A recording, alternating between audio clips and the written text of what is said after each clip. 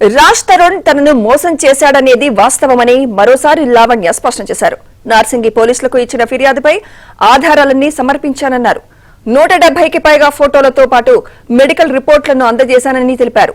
మాల్వి మల్హోత్రాతో పాటు సోదరుడిపై మొదటి ఫిర్యాదు చేశానన్న ఆమె రాజ్ తరుణ్ వాడుకొని మోసం చేశాడంటూ ఇవాళ మరో ఫిర్యాదు చేసినట్లు తెలిపారు. రాజ్ తరుణ్ వల్ల తాను గర్భం దాల్చానని, అయితే కొన్ని కారణాలతో మిస్ క్యారీ అయిందన్నారు.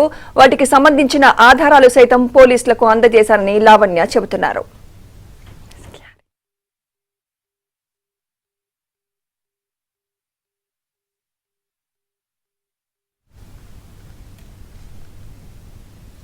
రాజ్ తరుణ్ తనకు కావాల్సిందేనని, చనిపోయేంత వరకు న్యాయ పోరాటం కొనసాగిస్తానంటూ అన్న లావణ్యతో మా ప్రతినిధి ప్రవీణ్ ఫేస్ టు ఫేస్.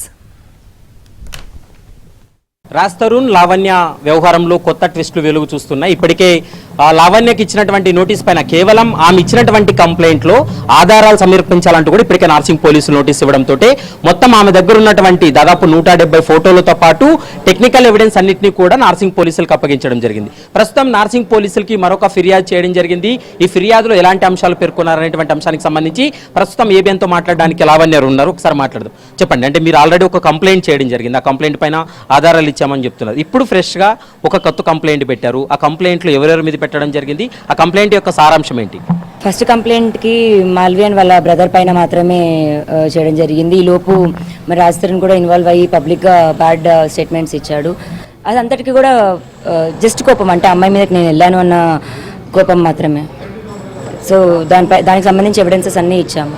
ఇప్పుడు రాజ్ తరుణ్ వ్యవహారానికి సంబంధించి, అంటే రాజ్ తరుణ్ మాల్వి మల్హోత్రా ఎంటర్ అయిన తర్వాత మీ మధ్య గ్యాప్ రావడం, ఆ వ్యవహారాలని మీరు చెప్పారు.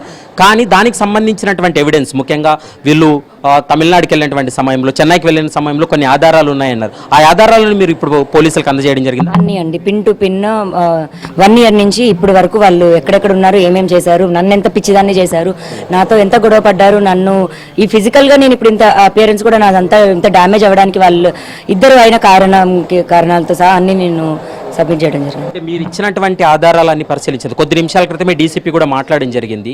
ఆమె ఇచ్చినటువంటి ఆధారాలన్నీ కూడా కరెక్ట్గా ఉన్నాయి కాబట్టి ఎఫ్ఐఆర్ చేశామని చెప్తున్నారు. ఈ కేసులో ఒకవేళ రాజ్ తరుణ్ అరెస్ట్ అయ్యి రిమాండ్ అయిన తర్వాత ఒకవేళ మీరు అనుకున్నట్లుగా మీ దగ్గరికి రాకపోతే ఫర్దర్గా మీరు ఎలాంటి స్టెప్ తీసుకోబోతున్నారు? న్యాయ పోరాటం ఇలాగే కొనసాగించే అవకాశం ఉంటుందా? నేను చచ్చేంత వరకు అయితే ఆపనండి.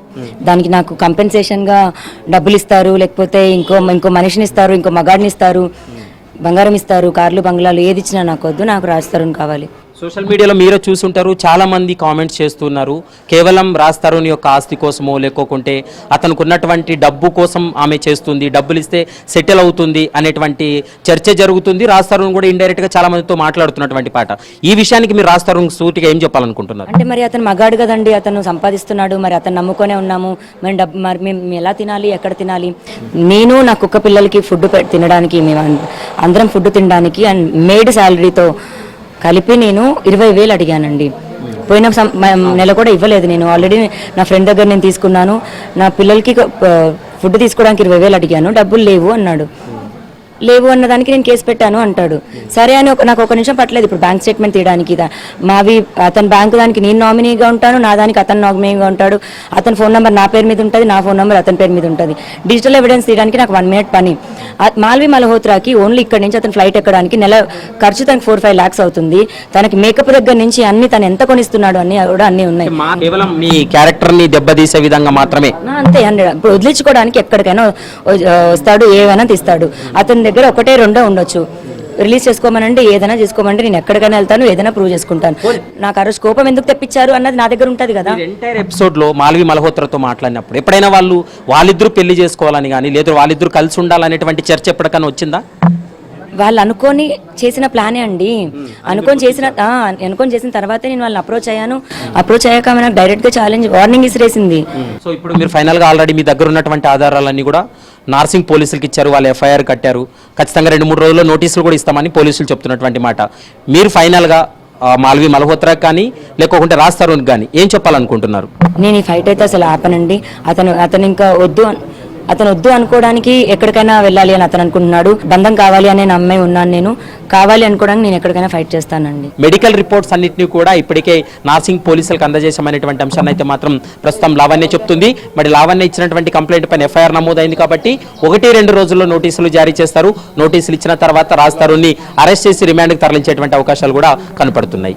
వీడియో జర్నలిస్ట్ ప్రమోద్తో ప్రవీణ్ కలవల, ఏబిఎన్ ఆంధ్రజ్యోతి, హైదరాబాద్.